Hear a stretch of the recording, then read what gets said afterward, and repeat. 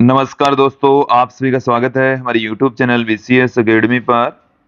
और आज के इस वीडियो में हम कक्षा 12 भौतिक विज्ञान बोर्ड परीक्षा 2024 को ध्यान में रखते हुए राजस्थान स्कूल शिक्षा परिषद स्कूल शिक्षा विभाग राजस्थान सरकार के द्वारा तैयार करवाई हुई प्रश्न बैंक का सॉल्यूशन लेकर आए हैं। इस वीडियो से ठीक पहले हमने पहले चैप्टर से 10वें चैप्टर तक के इंपॉर्टेंट क्वेश्चंस के सॉल्यूशन देख लिए थे और आज की इस वीडियो में हम 11वां चैप्टर विकिरण एवं द्रव्य की द्वैत प्रकृति के क्वेश्चंस का सॉल्यूशन देखने वाले हैं। विद्यार्थियों, ये राजस्थान सरकार के द्वारा तैयार की हुई है, इसलिए जो प्रश्न बैंक है वो काफी महत्वपूर्ण हो जाती है। इसलिए आप सभी विद्यार्थी इस प्रश्न बैंक के सभी क्वेश्चंस का सॉल्यूशन करेंगे, समझते हुए इनको याद करेंगे। ये जो प्रश्न बैंक है ये एनसीईआरटी की पाठ्यपुस्तक पर बेस्ड है। पाठ्यपुस्तकों के आधार पर इसको तैयार किया गया है। क्लियर? इस वीडियो को स्टार्ट करते हैं। विद्यार्थियों, यदि आप हमारे YouTube चैनल पर नए हैं तो चैनल को सब्सक्राइब कर लीजिए, साथ में बेल आइकन भी दबा दीजिए ताकि आपको आगे की वीडियोस के नोटिफिकेशन मिलते रहे।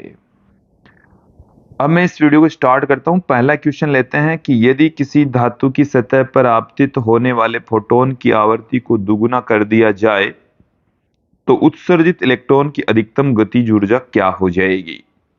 क्लियर? कि प्रारंभ में हम न्यू आवृत्ति का फोटोन आपतित करवा रहे हैं, तो उस स्थिति में देखें आप एच न्यू बराबर phi naught plus k maximum, ये हमारे पास में आइंस्टीन की प्रकाश विद्युत समीकरण होती है।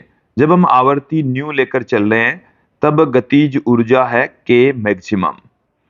आवर्ती को दुगुना करने पर हम आपतित फोटोन की आवर्ती को दुगुना कर दें तो गतिज ऊर्जा पर क्या इफेक्ट पड़ेगा? तो आवर्ती हमने ले ली दुगुनी। देखिए, कार्यफलन तो उतना ही रहेगा, जो गतिज ऊर्जा है उसको मैंने लिख दिया है के डैश मैक्सिमम।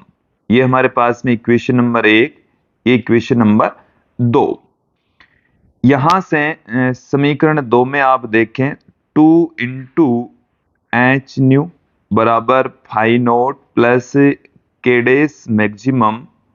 यहां से एच न्यू की वैल्यू समीकरण 1 से उपरोक्त समीकरण में पुट कर देंगे। समीकरण 1 को उपरोक्त समीकरण में रखने पर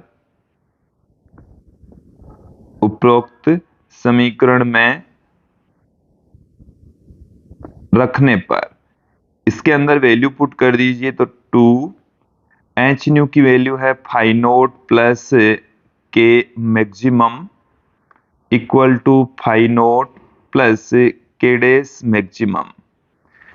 यहां से हमारे पास में k dash maximum plus phi naught बराबर आ जाएगा 2 से मल्टीप्लाई कर दीजिए 2 फाई नॉट प्लस 2 के मैक्सिमम। फाई नॉट से एक फाई नॉट कैंसिल हो जाएगा।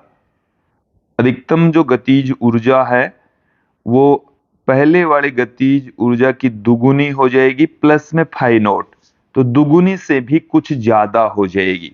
ये दुगुनी हो रही है, साथ में इसमें कुछ और ऐड हो रहा है तो दुगुनी से भी ज्यादा हो जाएगी। ऑप्शन बी यहां पर सही हो जाएगा।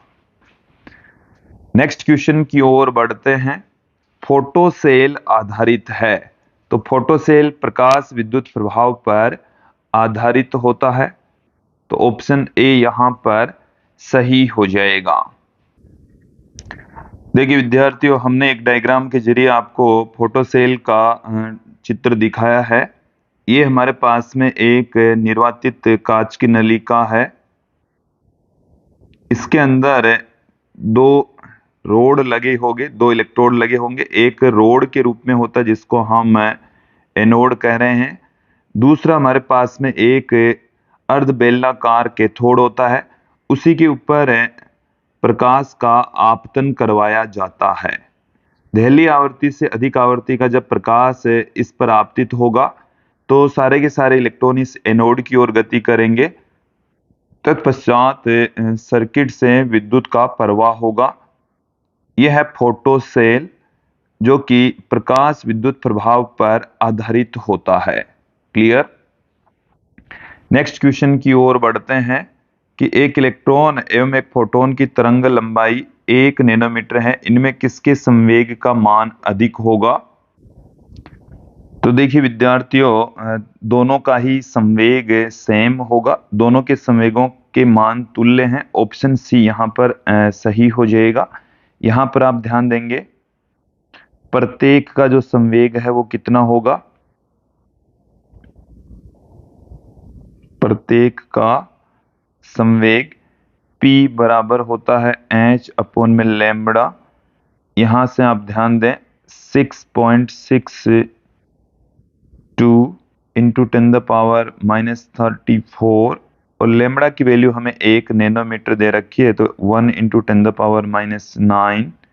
तो ये हमारे पास में आ गया 6.62 इंटू 10⁻⁻25।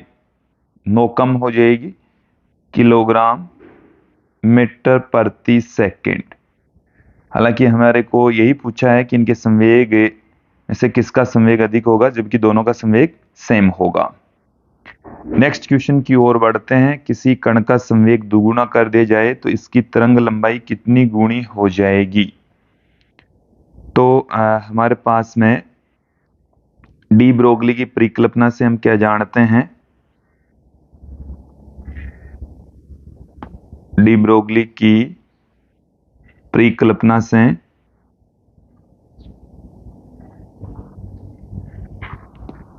लैम्बडा इक्वल टू होता है h अपॉन पी। अब ये कहा जा रहा है संवेग को दुगुना करने पर, संवेग को दुगुना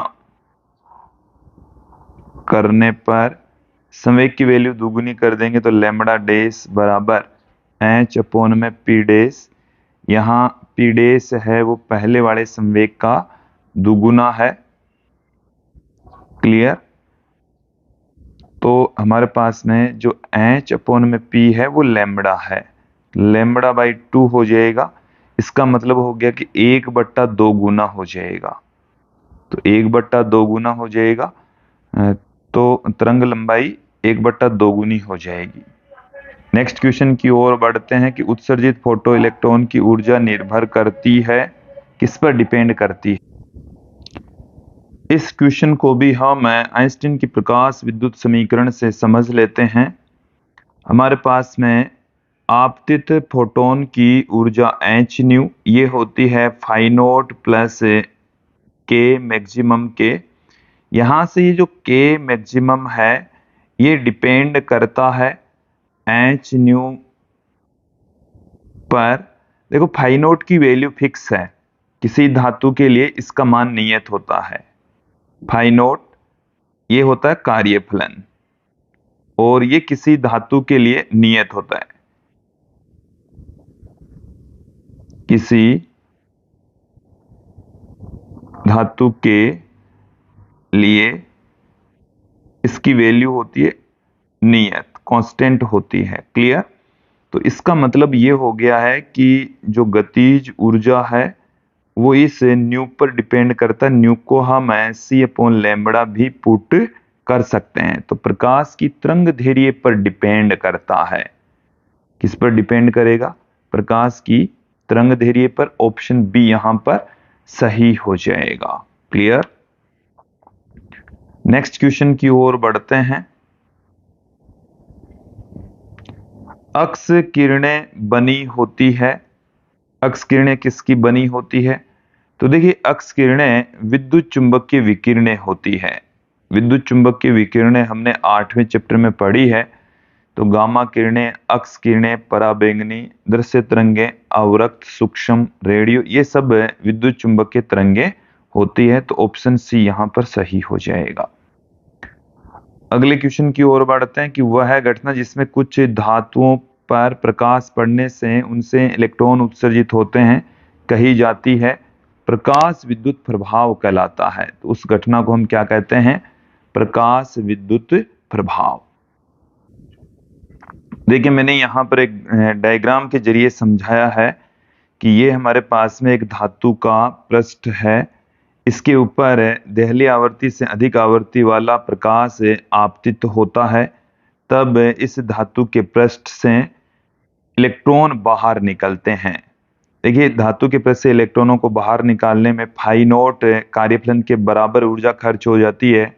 शेष जो ऊर्जा है उससे ये इलेक्ट्रॉन गति करते हैं, जो कि के मैक्सिमम के बराबर होती है, half m v maximum square के इक्वल होती है। तो ये मैंने प्रकाश विद्युत प्रभाव को एक डायग्राम के जरिए समझाया है। नेक्स्ट क्वेश्चन की ओर बढ़ते हैं कि प्रकाश विद्युत प्रभाव में उत्सर्जित प्रकाश इलेक्ट्रॉनों की गतिज ऊर्जा समानुपाती होती है। तो देखिए वही प्रकाश विद्युत समीकरण के जरिए ही हम इसको समझेंगे। प्रकाश विद्युत समीकरण हमें क्या कहती है? प्रकाश विद्युत समीकरण जो कि एच न्यू बराबर phi naught plus k maximum होता है। यहाँ पर हमारे को ये पूछा है कि के मैक्सिमम है वो किसके समानुपाती होता है? तो h nu minus phi naught. तो आवर्ती बढ़ती है तो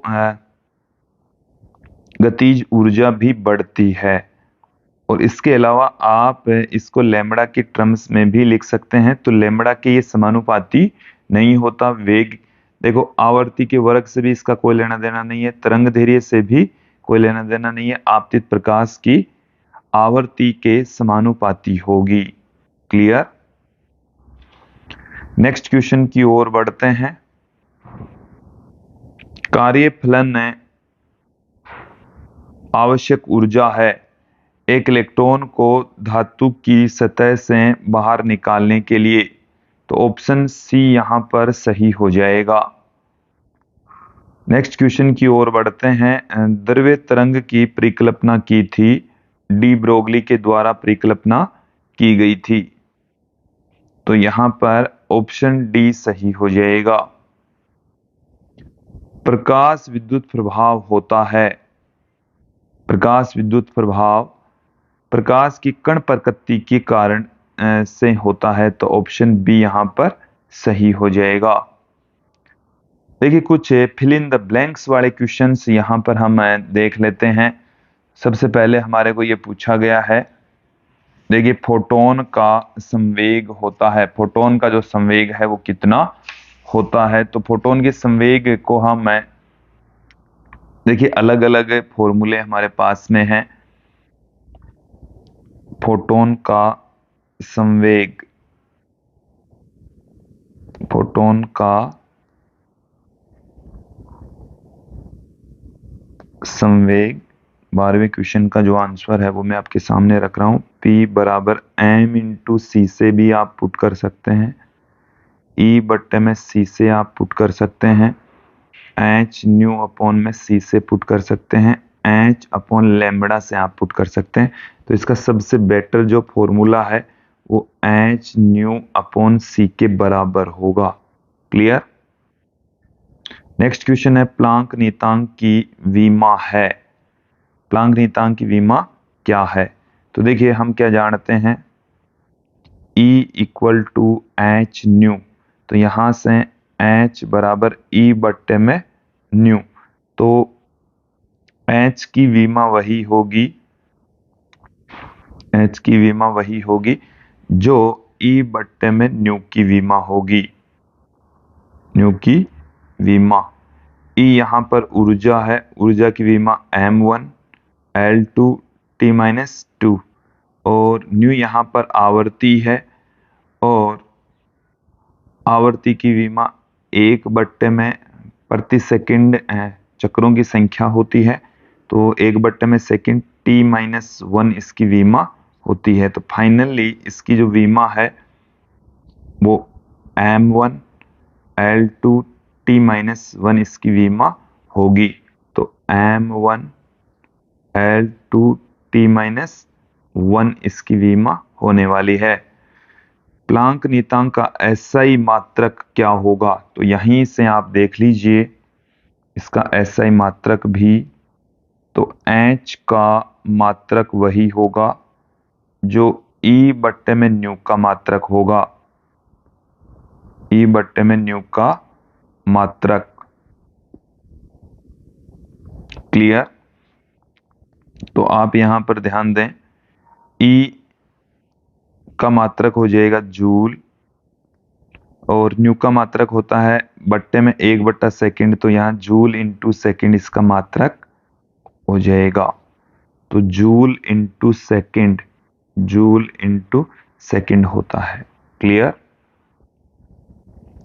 नेक्स्ट क्वेश्चन की ओर बढ़ते हैं। प्रकाश विद्युत प्रभाव में वह न्यूनतम ऊर्जा जो धातु के पृष्ठ से प्रकाश इलेक्ट्रॉनों को अस्त के लिए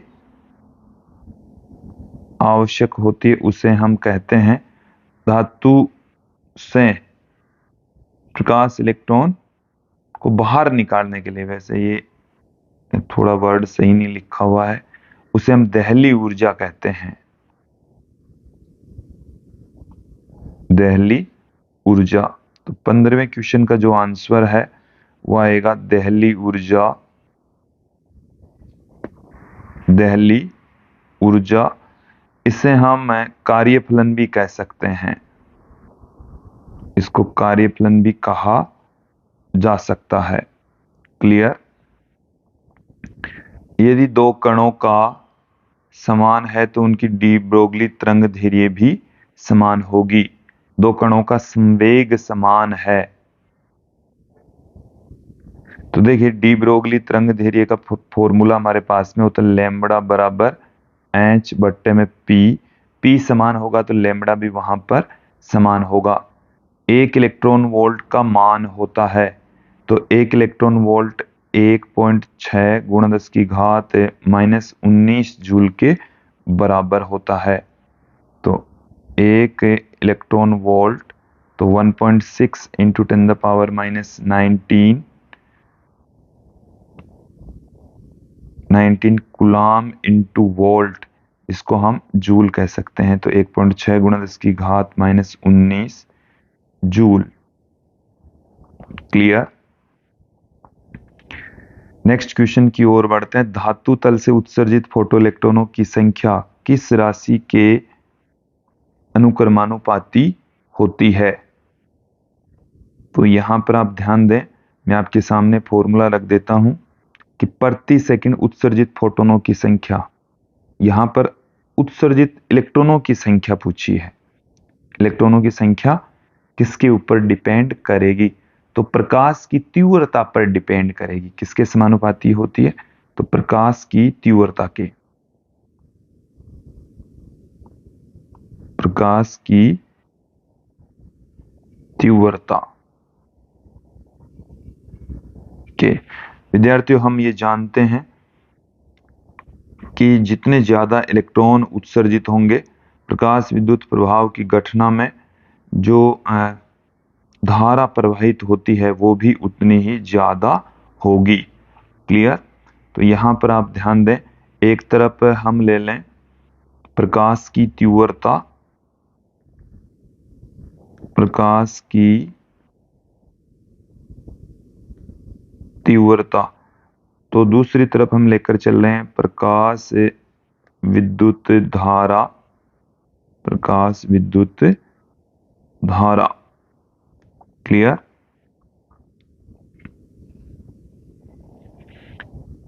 नेक्स्ट क्वेश्चन की ओर बढ़ते हैं। आइंस्टीन का प्रकाश विद्युत समीकरण लिखिए। आइंस्टीन का प्रकाश विद्युत समीकरण क्या है? देखिए,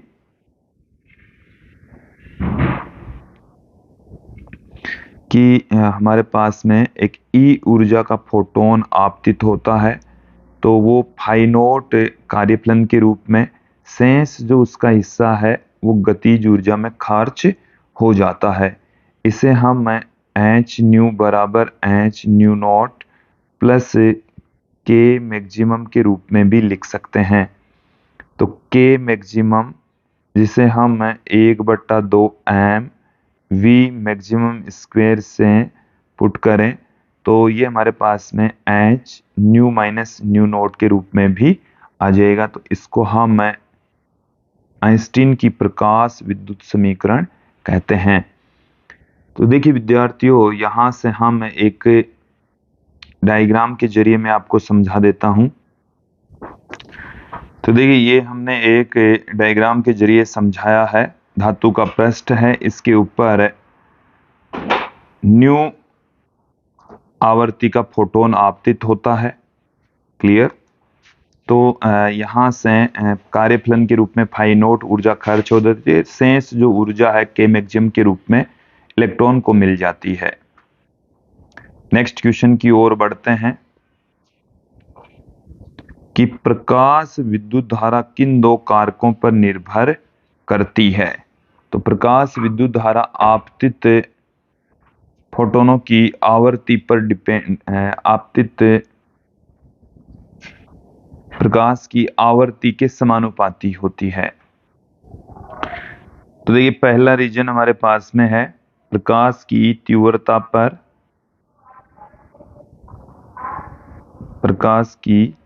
तीव्रता पर डिपेंड करती है। दूसरा हमारे पास में बिंदु है इलेक्ट्रोडों के बीच आरोपित विभवांतर पर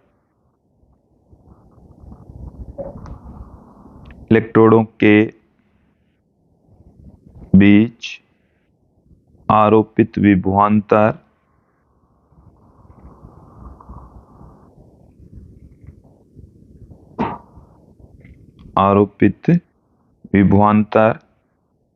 तीसरा है उत्सर्जक पदार्थ की प्रकृति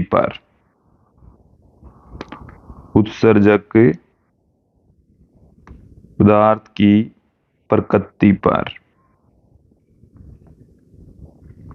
नेक्स्ट क्वेश्चन की ओर बढ़ते हैं कि एल्यूमिनियम का कार्यफलन 4.2 इलेक्ट्रॉन वोल्ट है। इसकी सतह के लिए देहली तरंग दैर्ध्य क्या होगी।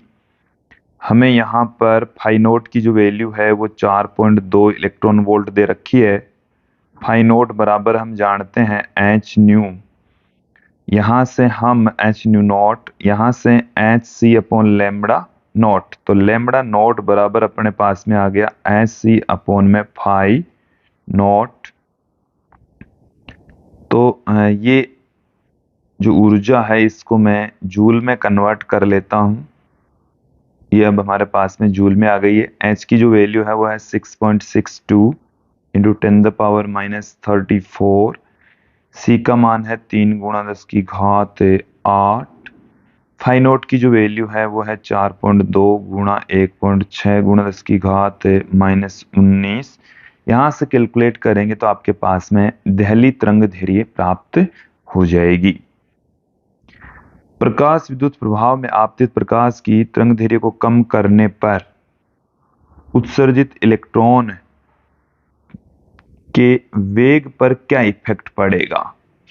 उत्सर्जित इलेक्ट्रॉन के वेग पर क्या इफेक्ट पड़ेगा। तो देखिए हम एक रिलेशन जानते हैं, मैंने अभी आपको बताया के मैक्सिमम बराबर H nu minus new not. ये हम एक रिलेशन जानते हैं। तो यहां से इसको हम सी अपॉन में लैम्बडा माइनस सी अपॉन में लैम्बडा नॉट लिख सकते हैं। इसे हम एच सी इंटू में 1 upon lambda minus 1 upon lambda naught put कर देंगे। तो ये हमारे पास में आ गया के मैक्सिमम। तो के मैक्सिमम को हम यहां से 1/2 mv² भी पुट कर सकते हैं। तो वही हम पुट कर देंगे के मैक्सिमम के स्थान पर 1/2 mv मैक्सिमम स्क्वायर। वेग पर क्या इफेक्ट पड़ेगा, लैम्बडा कम करने पर लैम्बडा यहां से कम होगा तो 1/λ की वैल्यू बढ़ेगी तो वेग बढ़ जाएगा,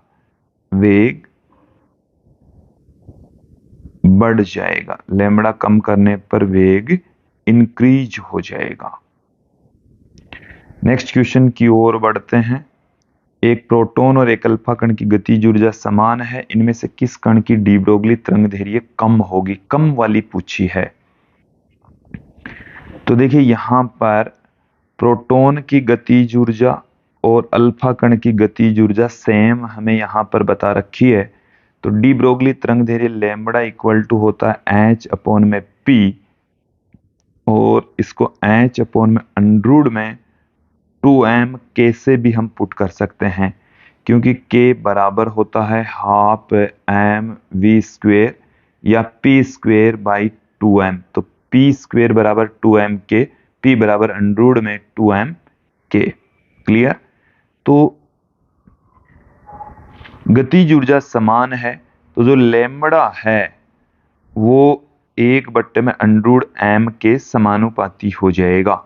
यहां से किस कण की डी ब्रोगली तरंगदैर्घ्य कम होगी? तो कम के लिए m का मान जिसके लिए जितना ज्यादा होगा लैम्बडा उसके लिए उतना ही कम होगा। तो प्रोटॉन का द्रव्यमान हम mp से पुट कर रहे हैं, का द्रव्यमान mp, और अल्फा कण का द्रव्यमान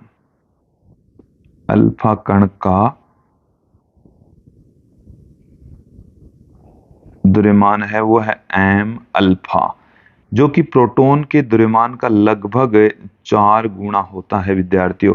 तो जिसके लिए m अधिक होगा लैम्बडा उसके लिए कम होगा। अल्फा का द्रव्यमान अधिक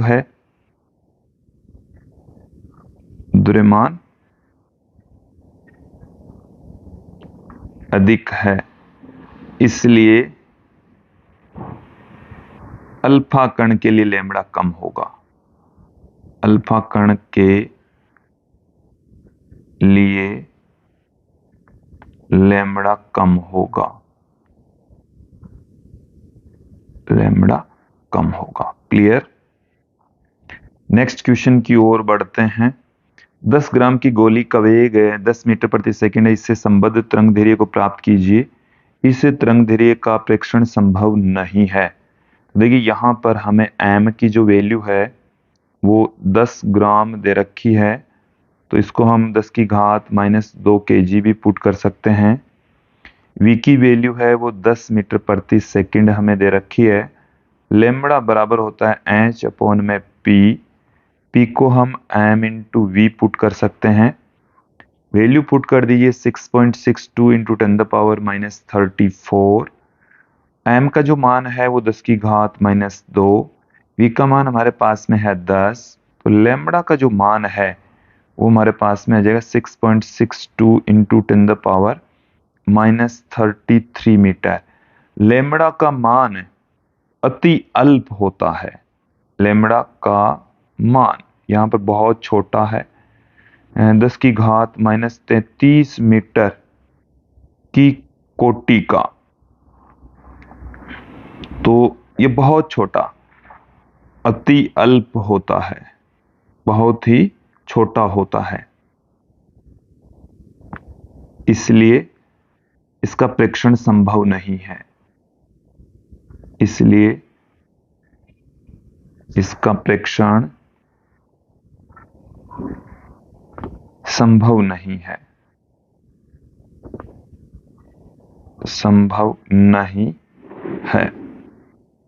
क्लियर? नेक्स्ट क्वेश्चन की ओर बढ़ते हैं। समान विभवांतर से त्वरित प्रोटॉन व अल्फा कण से संबद्ध द्रव्य तरंगों की तरंगदैर्घ्यों का अनुपात क्या होगा?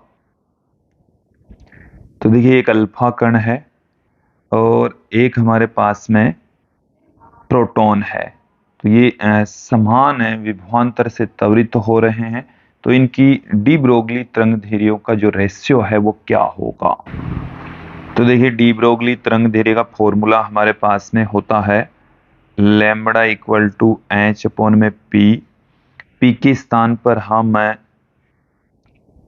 अंडरूड में 2m के पुट कर सकते हैं। किसी आवेशित कण q को v विभवांतर से त्वरित किया जाता है, तब उसकी गतिज ऊर्जा को qv से हम पुट कर सकते हैं। यहाँ पर ये जो v है ये विभवांतर है जो आवेशित कण है उसको दिया गया विभवांतर Q आवेश है, m यहाँ पर उस कण का द्रव्यमान है।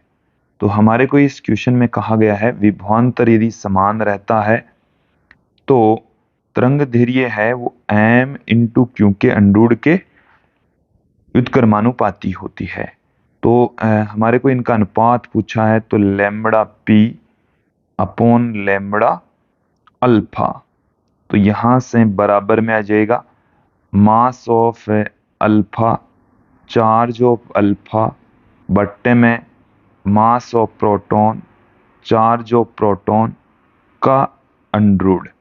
अब देखिए विद्यार्थियों, मास ऑफ अल्फा है वो प्रोटॉन के मास का 4 गुना होता है, ठीक है। चार्ज ऑफ अल्फा प्रोटॉन के आवेश का दुगुना होता है। तो यहां पर इन दोनों की वैल्यू मैं पुट कर देता हूं। मास ऑफ अल्फा की जगह 4 mp, क्यू अल्फा की जगह 2 qp बट्टे में mass of proton, charge of proton. तो ये हमारे पास में आ गया है 2√2 अनुपात 1। नेक्स्ट क्वेश्चन की ओर बढ़ते हैं। किसी धातु की कार्यफलन की ऊर्जा 6.63 इंटू 10⁻⁻19 जूल है। उसके लिए दहली आवर्ती का मान ज्ञात कीजिए। प्रकाश विद्युत प्रभाव की व्याख्या प्रकाश के तरंग सिद्धांत के आधार पर क्यों नहीं की जा सकती? कोई 2 कारण दीजिए। मैं न्यूमेरिकल क्वेश्चन पहले कर लेता हूं। दहली आवर्ती फाई नॉट की जो वैल्यू है वो हमें 6.63 इंटू 10⁻⁻19 जूल दे रखी है।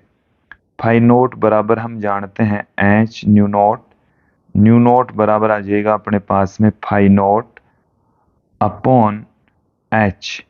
तो फाई नॉट का मान 6.63 इंटू 10⁻⁻19। एच का जो मान हमारे पास में है वो हम जानते हैं 6.63 इंटू 10⁻34। तो ये बट्टे से ऊपर जाएगा तो 10 की घात 15 हर्ट्ज आ जाएगा। क्लियर। हमारे को यहां पर पूछा है प्रकाश विद्युत प्रभाव, प्रकाश विद्युत प्रभाव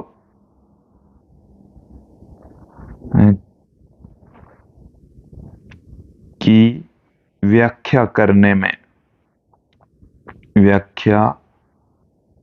में तरंग सिद्धांत की असफलता, तरंग सिद्धांत की असफलता, ये असफल क्यों रहा? तो विद्यार्थियों आप हमारे एप्लीकेशन BCS एकेडमी से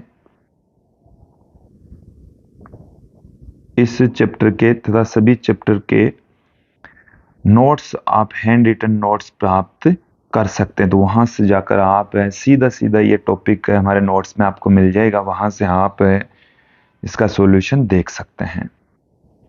नेक्स्ट क्वेश्चन की ओर बढ़ते हैं कि एक धातु का कार्यफलन 1.4 इलेक्ट्रॉन वोल्ट किस ऊर्जा वाले आपतित प्रकाश से धातु तल से कोई फोटो इलेक्ट्रॉन उत्सर्जित नहीं होगा।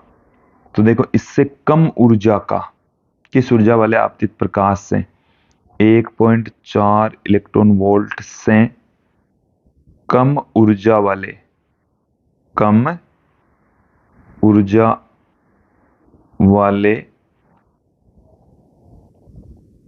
प्रकाश से फोटो इलेक्ट्रॉन उत्सर्जित नहीं होगा, फोटो इलेक्ट्रॉन उत्सर्जित नहीं होगा। नेक्स्ट क्वेश्चन की ओर बढ़ते हैं। 31 एंगस्ट्रॉम तरंग दैर्घ्य के फोटोन की ऊर्जा की गणना कीजिए। तरंग दैर्घ्य हमें यहां पर दे रखी है फोटोन की, और साथ में तो देखिए तरंग दैर्घ्य की टर्म्स में हम इसको किस तरीके से लिख सकते हैं। तो E equal to HC upon में लैम्बडा। तो H की वैल्यू हमारे पास में 6.6 2 इंटू 10⁻⁻34। सी की वैल्यू हम जानते हैं 3 गुणा 10⁸ लेमड़ा हमें यहाँ पर 3.31 इंटू 10⁻10 दे रखा है, तो ये यहाँ से 2 बार में कैंसिल हो जाएगा। तो 6 गुणा 10⁻34 प्लस 8 प्लस 10 तो 18। तो ये आ गई 6 गुणा 10⁻16 माइनस 16 जूल में आ गया है। किसमें आ गया है? जूल में। क्लियर? नेक्स्ट क्वेश्चन की ओर बढ़ते हैं। किसी धातु का कार्यफलन इतना है तो इस धातु के फोटो इलेक्ट्रॉन की गतिज ऊर्जा 3 इलेक्ट्रॉन और धातु फोटोन की ऊर्जा इलेक्ट्रॉन वोल्ट में ज्ञात कीजिए।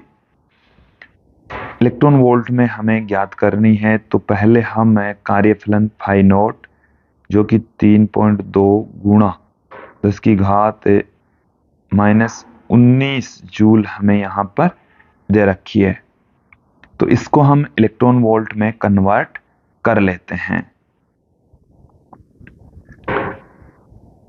जबकि हमें जो गतिज ऊर्जा है वो इलेक्ट्रॉन वोल्ट में ही दे रखी है, और फोटोन की ऊर्जा ई का मान हमें पूछा है, वो भी इलेक्ट्रॉन वोल्ट में पूछा है। तो यहां से फाई नॉट को हम इलेक्ट्रॉन वोल्ट में कन्वर्ट करने के लिए 1 इलेक्ट्रॉन वोल्ट में जितनी ऊर्जा होती है उसका हम भाग लगा देंगे, तो यहां से ये हमारे पास में 2 इलेक्ट्रॉन वोल्ट आ जाएगा। आइंस्टीन के प्रकाश विद्युत समीकरण से E बराबर phi naught plus k maximum हम जानते हैं। फाई नॉट का मान हमारे पास में 2 इलेक्ट्रॉन वोल्ट, के का जो मान है वो 3 इलेक्ट्रॉन वोल्ट, ई का मान है वो हमारे पास में 5 इलेक्ट्रॉन वोल्ट आ जाएगा। नेक्स्ट क्वेश्चन की ओर बढ़ते हैं। एक समान तीव्रता व भिन्न भिन्न आवर्तियों के 2 आपतित विकिरणों से प्राप्त प्रकाश विद्युत धाराओं का संग्राहिका पट्टिका विभव के साथ ग्राफ खींचिए। तो देखिए ग्राफ को आप देख लीजिए अच्छे से कि हमारे पास में एक ग्राफ हमने लिया है। हमने एक्स एक्सिस के ऊपर संग्राहक पट्टी का विभव, इसे हम आरोपित विभवांतर भी कह रहे हैं। वाई एक्सिस पर हमने प्रकाश विद्युत धारा ली है, और 2 अलग अलग आवर्तियां न्यू 1 तथा न्यू 2 के ऊपर हमने ग्राफ खींचा है। तो इनका जो संतृप्त जो धारा है वो तो नियत रहती है, जबकि इनके निरोधी विभव हैं वो चेंज हो जाते हैं। आवर्ती जैसे ही ज्यादा वाली आवर्ती के लिए ऋणात्मक जो विभव है वो अधिक होगा। नेक्स्ट क्वेश्चन की ओर बढ़ते हैं कि सीजियम धातु की कार्यफलन ऊर्जा इतनी है। विद्यार्थी मैं आपको बता दूं कि इस चैप्टर में से एक न्यूमेरिकल क्वेश्चन 100% पूछा जाएगा, तो ये जो न्यूमेरिकल अभी तक हमने देखे हैं इनको आप अच्छे से तैयार कर लें। 7 × 10⁻14 हर्ट्ज आवर्ती का धातु पृष्ठ पर आपतित होने पर इलेक्ट्रॉन का उत्सर्जन होता है, तो उत्सर्जित इलेक्ट्रॉनों के लिए अधिकतम गतिज ऊर्जा अधिकतम चाल ज्ञात कीजिए। तो यहां से देखिए कैलकुलेशन हमारे को यहां पर करनी होगी। देखिए कार्यफलन फाई नॉट हमें दे रखा है 2.12 इलेक्ट्रॉन वोल्ट। इसके अलावा न्यू हमें यहां पर दे रखा है 7 × 10⁻14 हर्ट्ज। पहले पार्ट में हमें यहां पर पूछा है अधिकतम गतिज ऊर्जा, तो अधिकतम गतिज ऊर्जा होती है, देखिए h nu minus phi naught, h nu minus phi naught. यदि हम इसको जूल में कन्वर्ट कर दें तो एच का मान है 6.62 इंटू 10⁻⁻34 और 7 इंटू 10⁻14। फाई नॉट की वैल्यू को जूल में कन्वर्ट कर दे तो 2.12 गुणा 1.6 गुणा 10⁻19 जूल आ जाएगा। तो 2.12 गुणा 1.6 गुणा 10⁻19। तो यहाँ से हम कैलकुलेट करेंगे तो 6.62 इंटू 7 10⁻⁻20, इसको भी हम 2.12 इंटू 1.6 इंटू 10⁻⁻19, तो यहाँ से अपने पास में जो एनर्जी आएगी वो जूल में आएगी। इसमें आएगी जूल में। सेकंड पार्ट में हमें यहाँ पर अधिकतम चाल पूछी है, तो के मैक्सिमम यदि हम ज्ञात कर लेते हैं तो वहां से हम वी मैक्सिमम का स्क्वायर बराबर 2k मैक्सिमम अपॉन m, यहां से हम फाइंड आउट कर लेंगे। ये वाला फॉर्मूला हम लगाएंगे, वी मैक्सिमम बराबर अंडरूट में 2k मैक्सिमम बट्टे में small m। Clear. Next question की ओर बढ़ते हैं। 0.12 kg की गेंद की चाल 20 मीटर प्रति सेकंड, इससे संबद्ध डी ब्रोगली तरंग धैर्य ज्ञात कीजिए। तो m का मान हमारे पास में 0.12 kg, v का मान हमारे पास में 20 मीटर प्रति सेकंड, लेमड़ा का मान हमें यहाँ पर पूछा है, तो लेमड़ा बराबर h अपॉन में m v 6.62 इंटू 10⁻⁻34, m का मान हमारे पास में 0.12, v का मान 20, तो देखिए यहाँ से 6.62 और ये हमारे पास में आ जाएगा 2.4 इंटू 10⁻⁻34, तो 24 का भाग लगाएंगे तो 2 बार में 48, फिर 18, 182, 182 में ये लगभग 7 बार में चला जाएगा, तो गुणा 10 की घात -34 मीटर। बहुत कम प्राप्त हो रही है बट लगभग यही प्राप्त होगी। नेक्स्ट क्वेश्चन की ओर बढ़ते हैं। ये भी एक न्यूमेरिकल प्रश्न है। 6 × 10 की घात 14 हर्ट्ज आवृत्ति का एक वर्णी प्रकाश स्रोत प्रति सेकंड 2 × 10 की घात -3 जूल ऊर्जा उत्सर्जित करता है। स्रोत द्वारा प्रति सेकंड उत्सर्जित फोटोनों की ऊर्जा ज्ञात कीजिए, फोटोनों की संख्या ज्ञात कीजिए। तो देखिए हमें यहाँ पर आवर्ती दे रखी है,